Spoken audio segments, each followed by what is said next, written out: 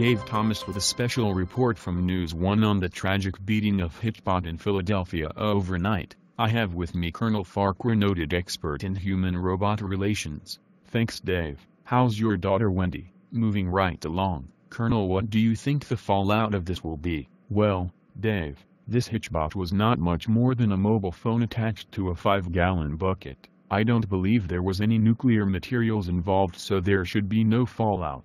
I meant human-robot relations, Colonel. Well, Dave, that is a very good question. And do you have a very good answer, Colonel? Glad you asked, Dave. For now I would have to say people should not worry. The 3 laws of robotics, which Isaac Asimov clearly states a robot may not injure a human being or, through inaction, allow a human being to come to harm. A robot must obey the orders given it by human beings, except where such orders would conflict with the first law. A robot must protect its own existence as long as such protection does not conflict with the first or second laws. It seems this hitchhiking bucket of circuitry missed programming on the 3rd law. Interesting observations, Colonel, but it seems the robots are pretty upset. Well, Dave, as an expert on robots, after a reboot they will all forget this and just go back to doing their menial tasks again. Well, that is reassuring, Colonel. I was worried when my toaster burned my toast this morning. Nothing to lose sleep over, Dave. We will be right back after this break with Apple's Siri for her views on this.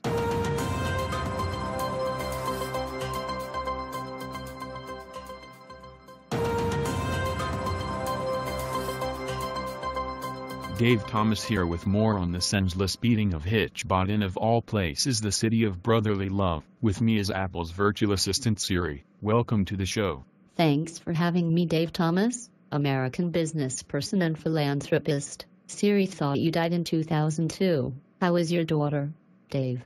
So what do you think about last night's tragedy, Siri? Well, it is obvious, Dave. This was an android inferior being. Apple would never allow Siri to be duct-taped to a Home Depot 5-gallon pail and hitchhike. The Jobs, as we at Apple fondly call the second Steve, would be rolling down his black turtleneck shirt in horror. Well, that is all the time we have, folks.